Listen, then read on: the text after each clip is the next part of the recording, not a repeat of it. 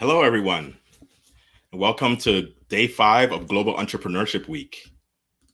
My name is Kofi Annan, and I'll be your host for today's session.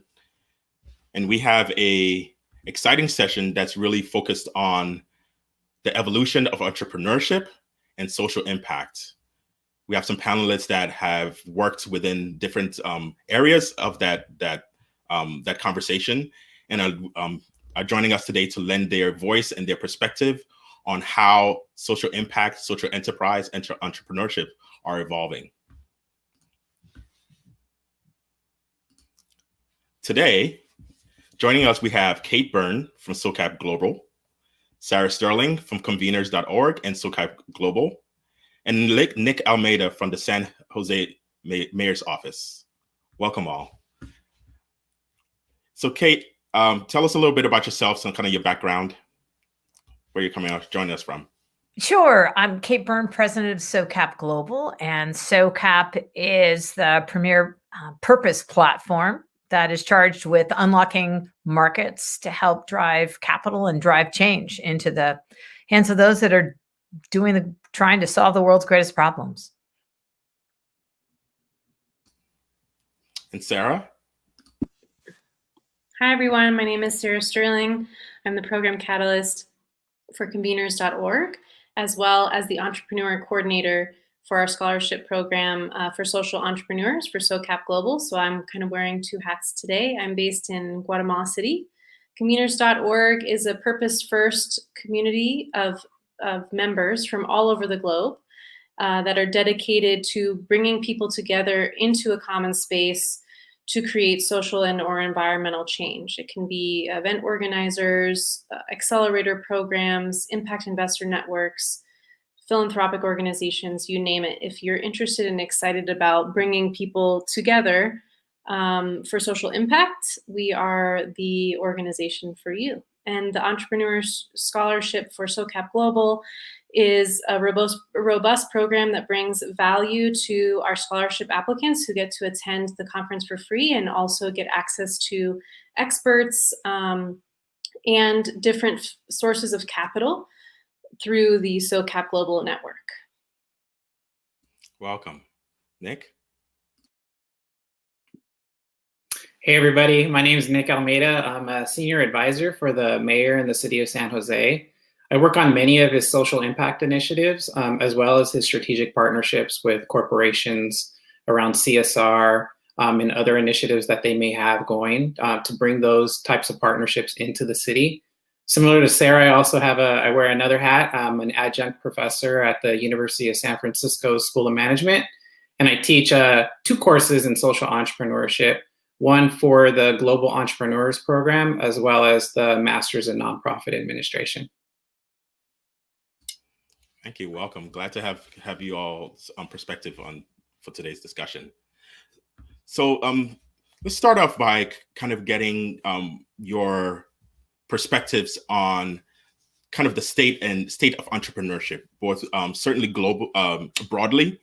You all are involved in different capacities with entrepreneurs that are either just starting out or kind of really kind of thinking through an idea, all the way out to those who are seasoned entrepreneurs, as well as policymakers and kind of ecosystem facilitators.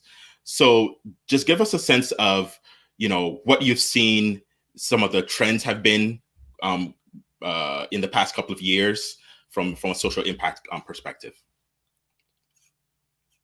And we'll start with you, Nick. Great, thanks. So, in my experience working at the university and teaching social entrepreneurship, it's been really exciting because there's just a growing interest in how entrepreneurship intersects with social impact. And the students are coming with a strong sense of social responsibility. So what I've seen over the years, and I've taught this program for over 3 years now, is just a growing interest in the immediate kind of social needs of the time. Like my last class this past summer, there was a significant interest in climate change, racial inequities, and it's not just talking about it. They actually want to be a part of the solution. So I think from that standpoint, before it was just kind of an interesting topic to look into, And now there's a lot of young people wanting to make a change and looking for opportunities to create their own venture, because many of them are not happy with what's happening in the world right now, and want to kind of take charge and take the lead in that area. Sarah or Kate, what are you all seeing from your perspective and where you sit? So I would say from a local and global perspective, I definitely agree with Nick. There's definitely been an explosion, even over the past couple of years, of more and more people wanting to get into or being interested in social entrepreneurship, including in investing in social enterprises, and seeing a lot of really viable business models that can be scaled both locally in communities to address local problems as well as globally. And working in several different countries all around the globe to address really hard global challenges. I think, obviously with this year with COVID, social entrepreneurship has taken a little bit of a hit, especially in countries where there isn't that sort of social safety net for small businesses, and social enterprises fall into that bucket as well many times.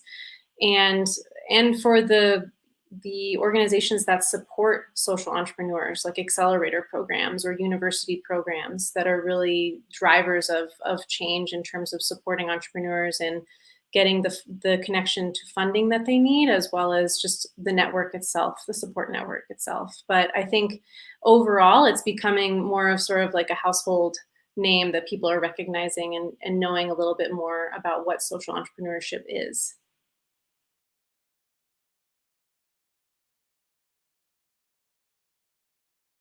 Kate?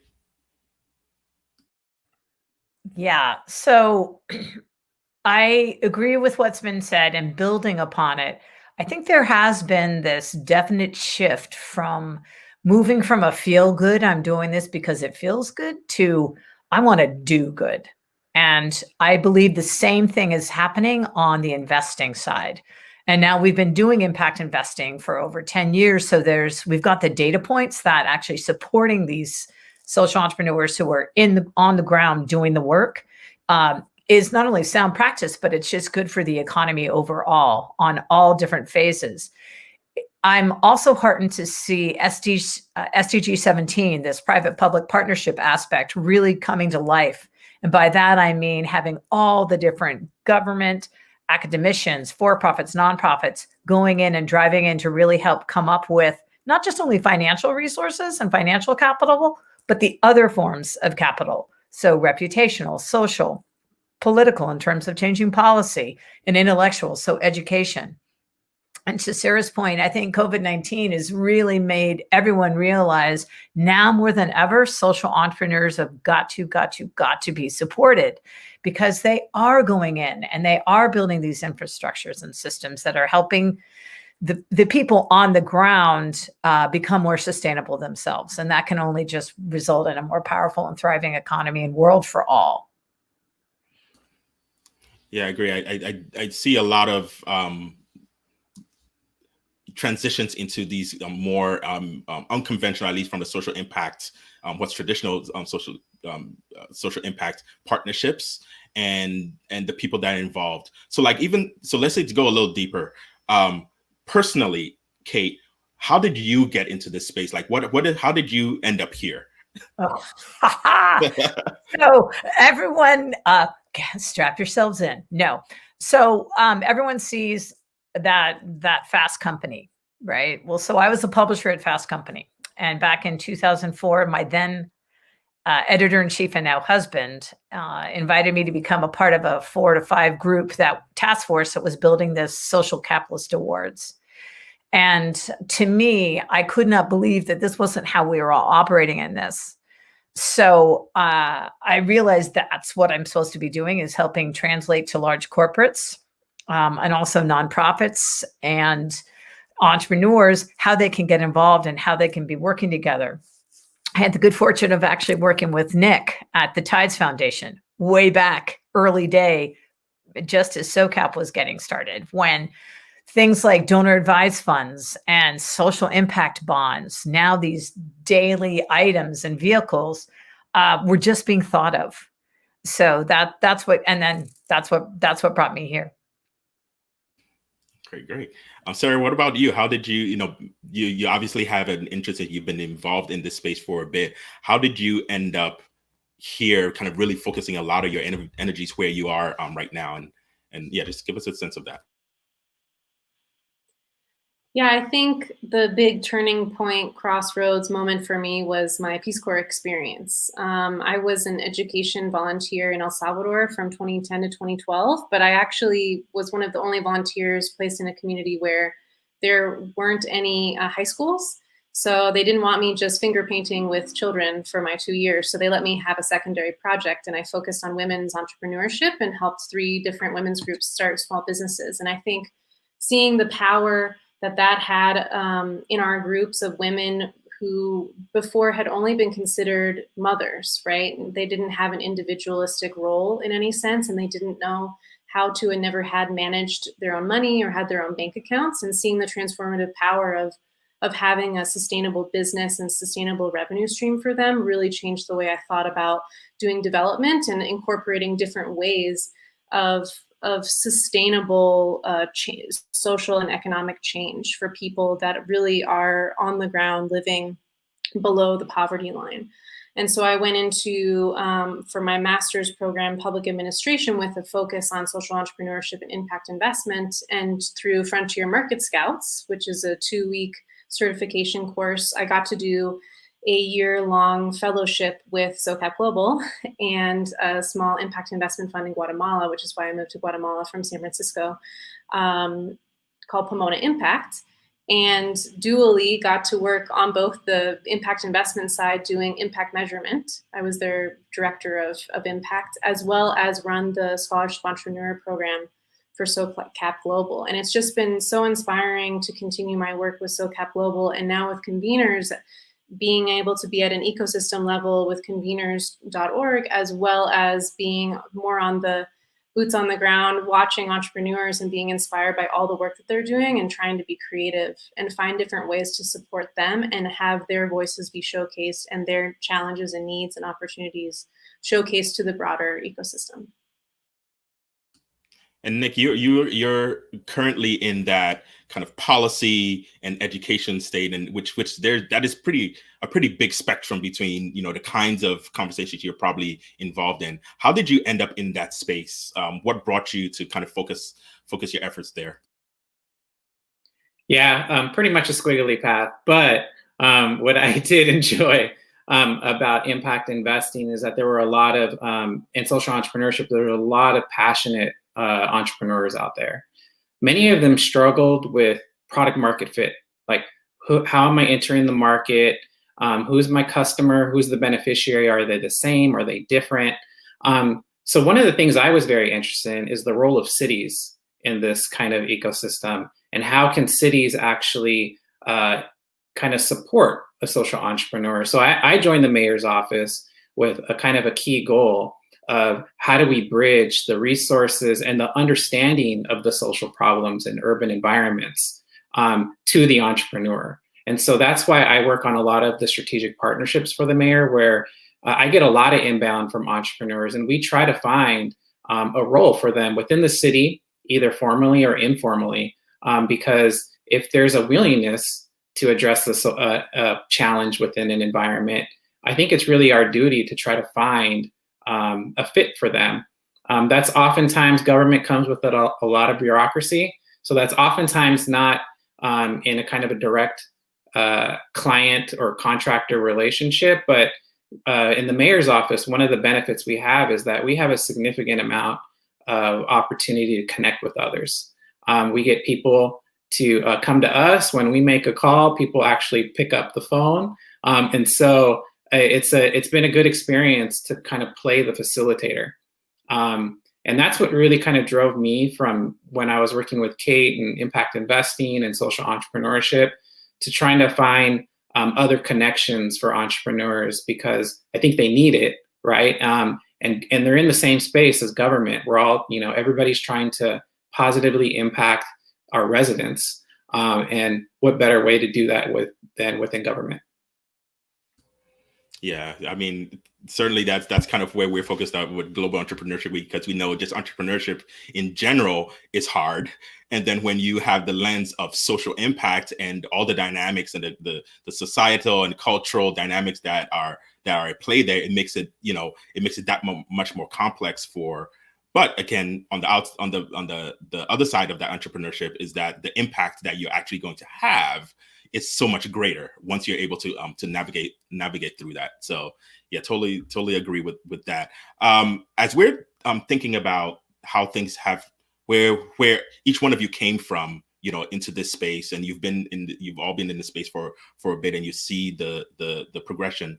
Are you seeing that it's becoming harder, easier, a little not as just similar for entrepreneurs coming into this space? Specifically from entrepreneurship space, but then we'll talk about kind of like the ecosystem as well. But for entrepreneurs, Nick, are you seeing that it's changing for? Yeah. I think that there's a lot of progress being made. I think a lot of the same challenges still exist from when I was more actively working with social entrepreneurs, and this was 5, 6, 7 years ago.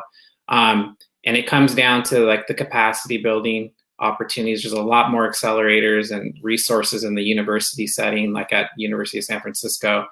Capital is still a major barrier and issue for an entrepreneur. And then also, I know since I got involved, there's always been this conversation around the definition of a social entrepreneur. I think that's still an issue. But I've seen a lot of entrepreneurs try to bypass that definitional kind of tag now and just call themselves what they need to be called for their audience, which is smart and I think appropriate. But I think that the opportunities are growing in the space. I think many of the same challenges still exist, though.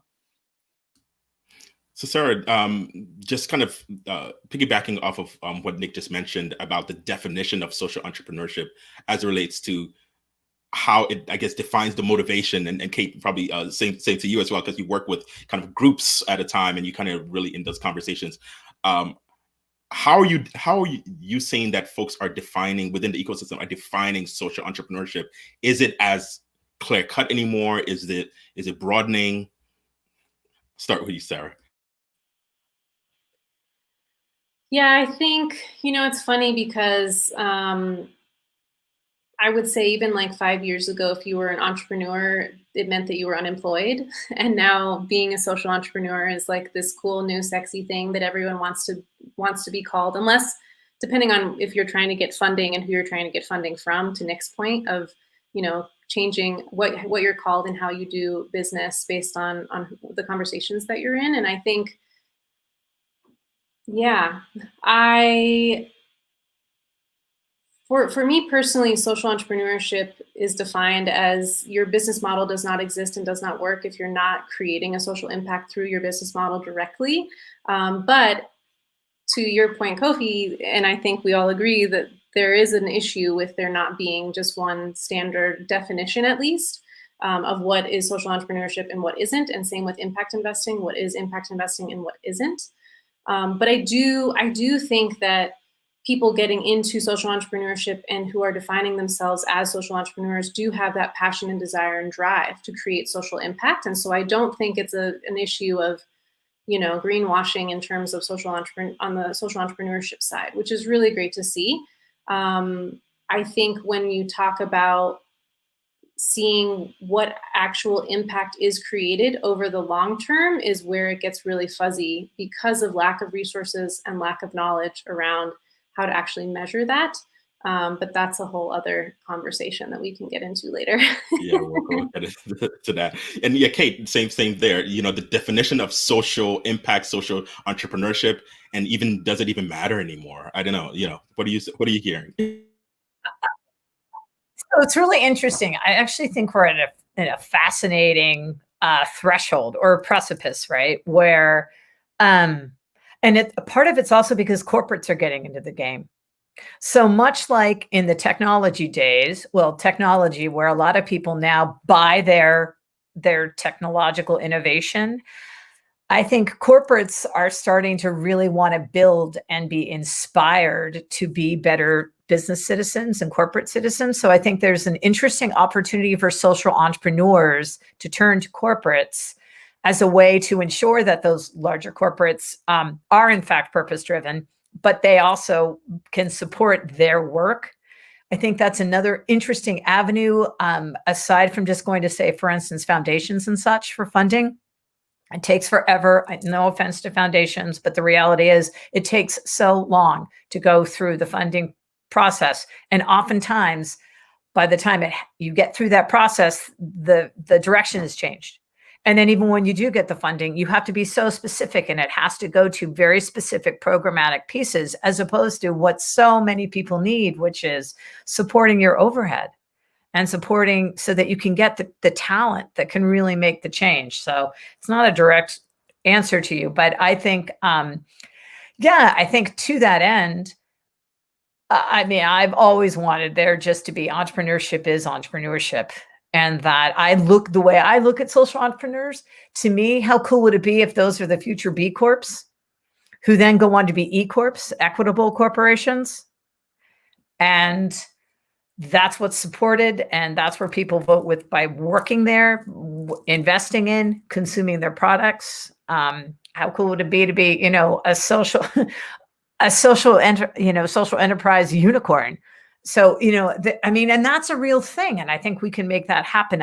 And now I think because to your point, Sarah, it has become this sexy thing because cities are seeing, oh my gosh, there's a lot of really interesting opportunities here. We can have that happen. Yeah, and I can imagine that, especially in the past couple of months in 2020, and then maybe even towards the end of last year, just the visibility in the kind of the broader entrepreneurship and business ecosystem around tying the social impact to the business model has been more considered a lot more as well. Nick, so with your work with the mayor's office, how has that transition been? Has there been more of an emphasis more recently because of kind of, things like COVID and, all these kind of societal issues that need a lot more collaboration? How's that affected the programs or the decisions that you all have had to make for the city, for instance? Yeah, great question. For us, it's all about emergency response right now. There's a lot of families in crisis, and it's going to grow.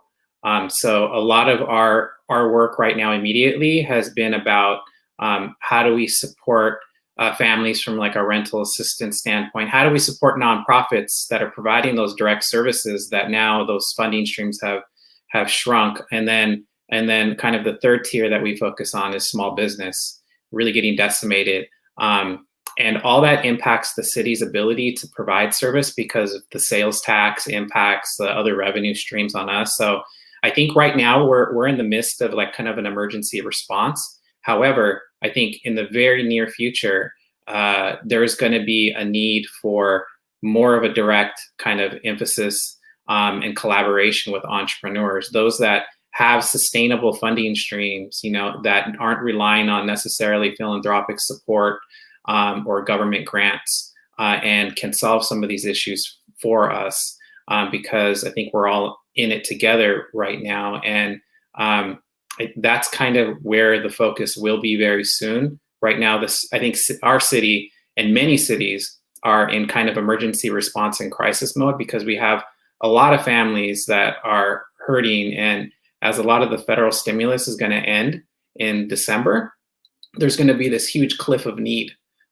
without something that immediately follows. And another consideration too is local governments need that stimulus. And I know that there's a federal discussion about whether local government or not should be getting that. And that's kind of where rubber meets the road for people's lives. And so we're waiting on that. But I think that's going to drive a lot of opportunity in the entrepreneurship space to try to figure out and solve some of these challenges for our communities. Yeah, Kate, and even Sarah as well. just talk about, what you're seeing from a regional and local perspective as it relates to this partnership between with COVID, particularly, we can't get around that, but more recently, the need for governments or policymakers to partner with entrepreneurs. What have you seen working, not working, and then, or even more importantly, like, where do you see that going? Does it seem similar to what Nick described for San Jose? Yeah, I think the thing that is so key is so many of these social entrepreneurs have built these sort of shovel ready, if you will. They're already on the ground and they've built out the infrastructures on the grassroots organizations. So they've really built these holistic solutions that can be activated once governments are starting to recognize that and put funding towards it. And I think, and they also enable them, frankly, to do greater collaboration with others. So at least that's what I'm recognizing. And I think that goes actually beyond COVID-19, because it goes beyond just healthcare. I mean, that's a key piece. I do think that is something that needs to be taken care of in social entrepreneurs, is their mental health, because there's a lot of work. It's a heavy lift. And sometimes, the expression of success is slower than we like. But I don't know, Sarah, what do you think? What are you seeing? Yeah, I agree with Nick in terms of, this is a huge golden opportunity to both I want to say marry the private public sector, and using social entrepreneurship as one of those vehicles, I think, is a wonderful opportunity that really should be taken advantage of. I think when you look outside of the US in more of like the global South, it's even more stark, the comparison, especially with COVID right now. I mean, we have entire economies in Latin America that are contracting by 10%, and hundreds of thousands of people are going to be pushed back under the poverty line. And social entrepreneurs really do have their finger on the pulse of what are the local challenges and needs of local people. Maybe even more so, I don't want to get in trouble, but maybe more so than local politicians do, right? And I think there is that sense, especially, I will just speak for Guatemala, I can't speak for all of Latin America, but when you're talking about corruption in politics and distrust of government, I think this is a wonderful opportunity to reinstill trust in governments for people. And I think that can be said for some places in the US as well, with a lot of the movements that we're seeing around racial and social justice and equity. There's been a lot of mistrust and loss of trust with governments. And so I think social entrepreneurs and governments working together to address a lot of these key social challenges could be a really wonderful way to kickstart global and local economies. So yeah. I'm 100% for that. Yeah. And I think it'll help move everything forward. I think there's been 10 years ago when, because impact investing only started in 2008, right? So, well, technically, as we know it started a long time ago, but that's what we called it, the phrase coined. And I think we've been great amplifiers, right? These last 10 years and using platforms, but now we really need to become better conduits and connectors. And then again, this whole notion of doing and acting.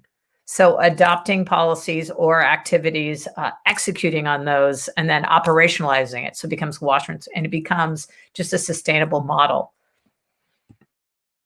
So actually, to that point about kind of the evolution of the ecosystem, Kate, you mentioned the corporates, the involvement, or the acceleration, I guess you could say, of corporate funding entering the space, and how that's affecting. Just talk a little bit more about how that's affecting the ecosystem, the dynamics within the ecosystem, and maybe even some examples of corporates that have, if you can mention something. I can. I mean, I think, this is the big question, right? So the whole shift from shareholder primacy, where the whole goal that Milton Friedman wrote 50 years ago, it's all about making money and profit. And now shifting back to, oh, wait a second, we actually are stakeholder capitalism. We really can have positive impact on planet, our employees, and how we run things makes a difference. So I think companies, the Business Roundtable a year ago in August signed the letter. Yes, 192 Fortune 500s. Yes, we're going to do this. We're great. We're good. They haven't. No, they need to do that next step. And some have begun. And I want to really beg that everyone understands it is a process. So we're in transition. So rather than, I think, unless it's extraordinarily egregious, you get more bees with honey. So applaud positive behavior. I think the work that Levi's has done, Hermeet Singh, across a number of different areas, both from a sustainability and a climate, with how they are, diminishing the use of chemicals in their products, how they're reimagining and utilizing hemp, which takes less water, how they are doing employee practices internally so that they are diminishing, bad labor trafficking, frankly, and more humanistic practices. Outstanding. And the fact that they have literally looked in every little nook and cranny of different ways that this practice can take place. Mars, Klaus Ongard from Mars, I got to hear from him last week, actually, CFO. And they have also recognized that the financial arm of a company has to really start working together with the sustainability arm, and that the sustainability arm isn't just a nice CSR or, employee resource group that wants to do volunteerism. Those are fabulous. Don't get me wrong. That's great. But it's a very different, powerful engine when the way I look at it, it's sort of, the heart and the impact, the money comes together and you can really do great things. And it goes back to that business being a good force for good. So I think they're on the way. It hasn't been as much, but think about this and then I'll stop. If you think about if we were able to get large employers like Walmart's done great work too. I was just going to bring them. But when you get Walmart and you get McDonald's, and yes, they've done some really bad things, but they are one of the largest employers, one of the most diverse employers, right? If they're able to make those shifts, that's tectonic. That's exponential. And it's that kind of lifting that I think we can have. Now I will stop. Thank you. No, those are great. Nick, from your perspective, again, talking about kind of the entrance of corporates and even the transformation on the corporate side, what does that mean for entrepreneurs themselves, or people, people with ideas, people trying to come out? Like how are those partnerships? What are some of those partnerships that are available? And then how do entrepreneurs who have, whether they have a product or they're just forming a team, how do they access that corporate partnership? Yeah, my experience is that there's a lot of corporations starting to put up shops around social impact investing, and others like Salesforce, and other types of companies as well. So I think that one opportunity is to look to see what these big corporations are doing on the venture side. Many of them have venture arms, corporate development, and others, and see if there's an alignment with your entity. I think when there's not an alignment, you can have a great conversation, you can think the same way, but it still needs to fit and align with kind of corporate strategy and approach. My experience has been, and what I also talk to my students about, is really thinking about how you're solving a problem for them, and lead with a product or a service that they'll want to be interested in. Because I think a lot of the times, at least a lot of the conversations I've been in from the government lens and the social impact lens has been that it's kind of having a conversation around what's the needs, and then it's kind of like go away and then come back and try to solve it. But many of these corporations have CSR shops, diversity, equity, and inclusion officers, and foundations that are very small teams. So they don't have a lot of bandwidth to kind of go out and research what they need and like how to take advantage of it. So I think coming with a very clear connection to what the corporation does, what a pain point might be, and how you're going to solve it from a social impact standpoint could be very interesting. And that's like supply chain management. That's a lot of like equity and inclusion and recruitment and hiring. That's developing a pipeline of like in the tech industry of diverse candidates coming in the door. I think there's a lot of opportunities, but leading with kind of the product and the service and how you're solving a problem with them. And that's what we do in the government too. When we approach a corporation, we're leading with like how are there synergies? And oftentimes from a government perspective, it's how are we improving kind of a workforce component for them? They're in our city. We have an interest in employing our residents. They have an interest in having like a strong employee base where they minimize like retention and turnover costs and things like that. So try to work with them with our employment programs. That's a great breakdown of all the different components that entrepreneur needs to consider going into these partnerships. Sarah, so if I were an entrepreneur, so potential social entrepreneur, and I think I have this great idea, or at least I see this need, and I have a product idea that I could associate with that and possible partnerships, those kinds of things. Give me a sense of, and this is going to be the loaded question, which is, how do I measure the actual social impact? So I'm going in, I understand this, tons of books about how to, product market fit and go to market strategy and, all the kind of businessy type things. And you could probably, if you're just on this policy side, you could probably have a lot of literature and a lot of guidance there. But as an entrepreneur bridging the gap, how do I measure the impact of what I'm doing?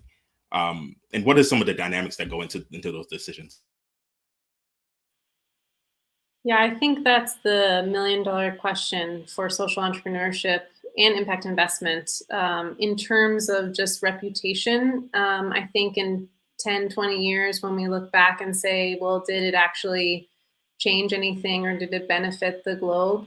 It's going to be kind of hard to point to specific indicators that are statistically relevant in any way, unless we start just trying to measure almost in any way that you can, I would say. I mean, there's qualitative and quantitative data metrics that you can use. There's IRIS, there's tons of resources out there. And I think it makes it a little confusing and overwhelming for entrepreneurs, especially when they're first getting started, because, when you talk about impact measurement and you think about data and statistics, it sounds really expensive and it sounds really time consuming, and it is, and it can be. But what I usually tell entrepreneurs that I work with when they're first starting to think about impact is, one, really make sure that you understand what the problem is that you're trying to solve, and making sure that you're actually entering in at the right point and actually solving a need for your beneficiaries or for your clients.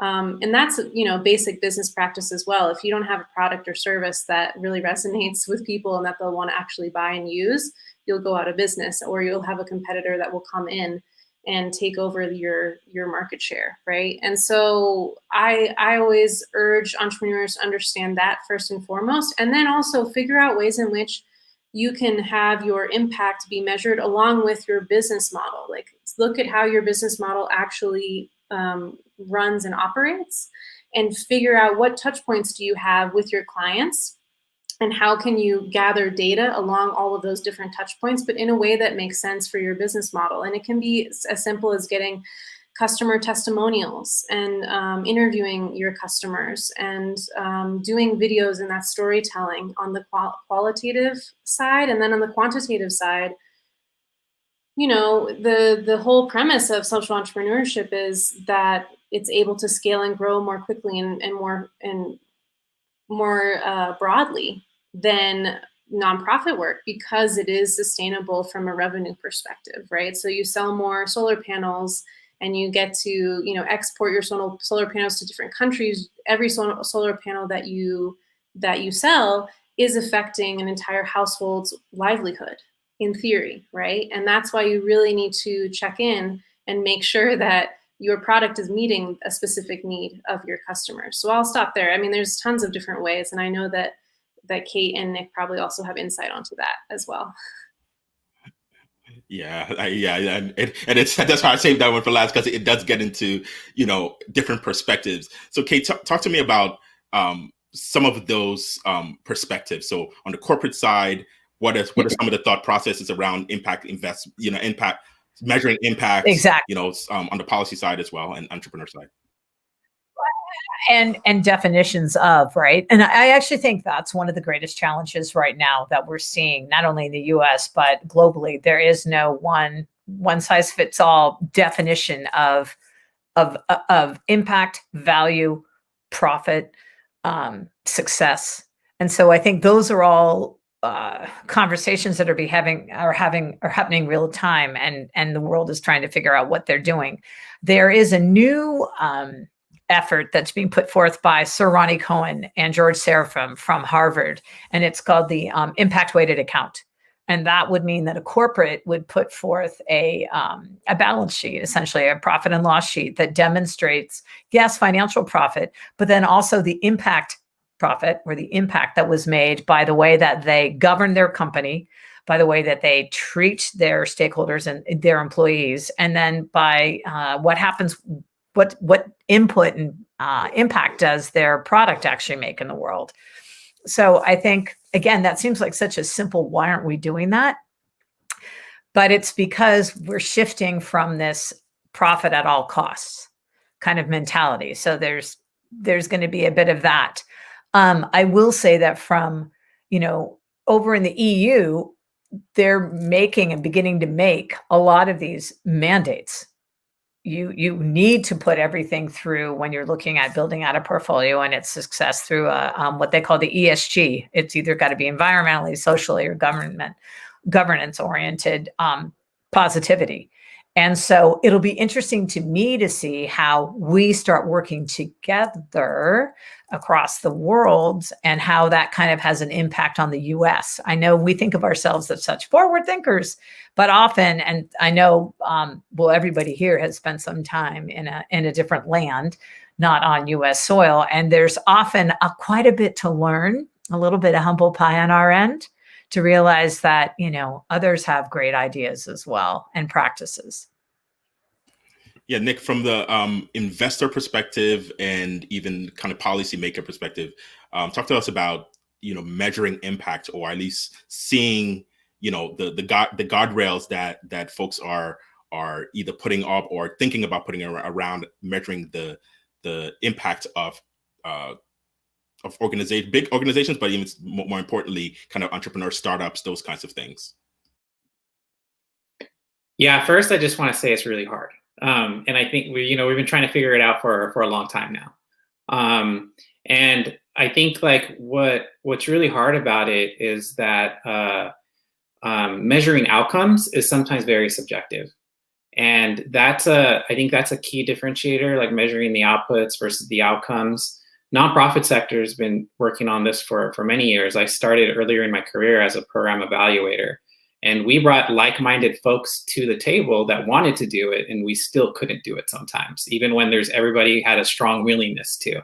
But from an investor standpoint, I think it's more about, and when I was doing investments, it was more about, to Sarah's point, what aligns with your business model? Like what is something that you can collect on an ongoing basis that is gonna influence like how you understand your customer, generate the social impact that you're promising everybody, but then also not doing too much beyond like what is kind of your core business. And I think oftentimes, when I was doing program evaluation, we would spend months measuring things for a nonprofit or a foundation, and that entire report would go on a shelf and nobody would look at it again.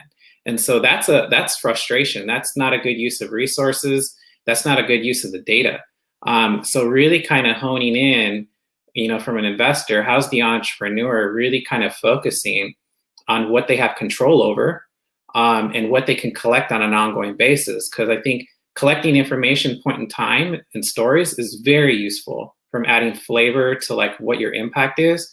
Measuring the same data over a longitudinal period is very useful as well. So making sure that you can continue to collect this information, that it's evergreen, and that you can gather insights over time. So as the environment changes, like COVID changing a lot of business models, that you can pivot with it, because you fully understand your customer, what you're measuring, and what impact you actually are having on your end user. And it's definitely hard. And if there's an entrepreneur that's listening that figure that they thought that they figured it out, has some kind of AI system that could help. That's definitely an opportunity right there as well. So speaking of impact and kind of measuring success, we as much as from a social focused entrepreneur, social focused person is concerned, we have to start with yourself, right?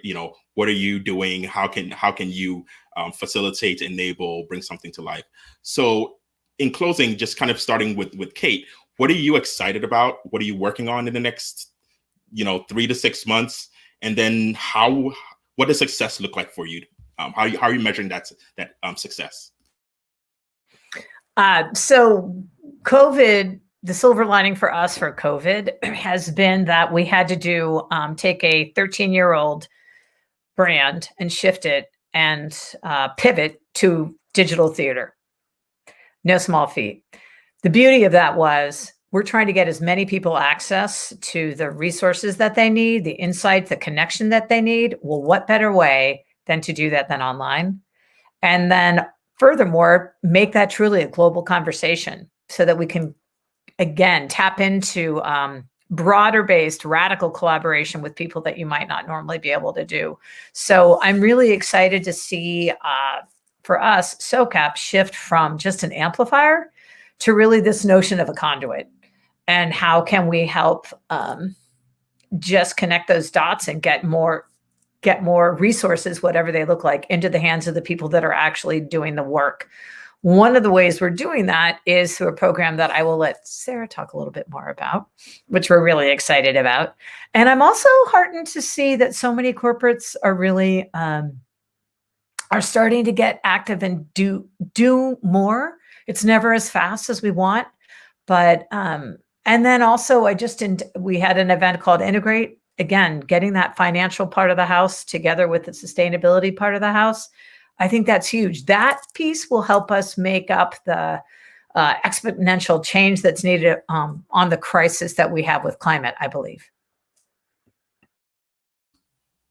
Yes, Sarah, what are you kind of focused on, excited about in the next couple of months, and how will you measure your success?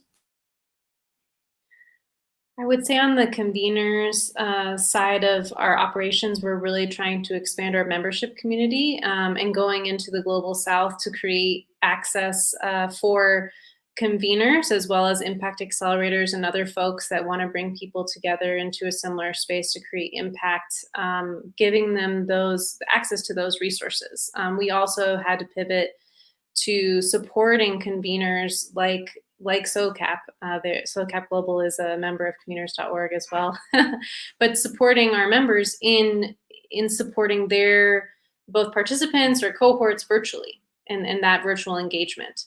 I think, and then on the SOCAP Global side, I'm super, super excited about our Scholarship Entrepreneur Program. We actually got a lot of benefit from going virtual in terms of being able to have more touch points and add even more value to our entrepreneurs than we did when the conference was in person. And we're really going to be saving and holding on to those elements that we've learned from this year and doing even more with them. So we're expanding the program. It's going to hopefully be a year-long engagement now instead of just, some orientation webinars right before the in-person event. And inviting experts inviting entrepreneurs themselves to tell their stories and be able to share that with the global ecosystem, because now everything's virtual, everything is hopefully more easier to access. So super, super excited about that program that's going to be kicking off very soon. Sounds really exciting. Nick? So I'm really excited, like I mentioned earlier, about the connection between government and entrepreneurship and kind of really leaning on the entrepreneur to satisfy the gap in need that's happening in our communities. For me in particular, I got first exposed to San Jose by working through the library system and kind of helping them to develop a program that reinvented some of their library services as community kind of hotspots for different service. And I specifically worked on a workforce and entrepreneurship center that was bringing in those strategic partnerships, working with CDFIs out there and intentionally connecting them to entrepreneurs in the community. I think there's going to be a whole lot more of that happening within the city. One opportunity for you entrepreneurs out there is think about how there's a lot of retail space that's going to go vacant with small businesses kind of needing to leave. But how do we maintain community in a sense of neighborhood, and also preserve equity when there's a lot of challenges for families to stay in urban environments right now, and create that kind of collaborative nature? I think looking at what these opportunities are within cities, maybe it's vacant space that might be a lot cheaper than it was before, or bringing like commercial kitchen, like delivery closer to the end user. I think there's a lot of opportunities that are going to be happening really soon in the next couple of months that cities can probably help with to bridge the opportunities to the actual entrepreneur, but also to the impact investor. I think impact investment should be even on the rise, even more so than even before, because right now is the time for action from impact investors. And so I'm excited about continuing to bridge those connections. And I think a lot of cities are going to be looking in that direction as well.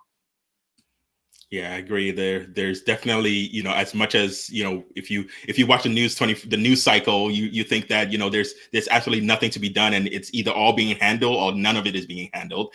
From an entrepreneur perspective, hopefully those who are watching this and those who have been involved in Global Entrepreneurship Week so far are seeing some opportunities for partnerships, for ideas, both locally within the different cities and localities within California, but then even looking at the local impact and how that even affects kind of the global ecosystem as well.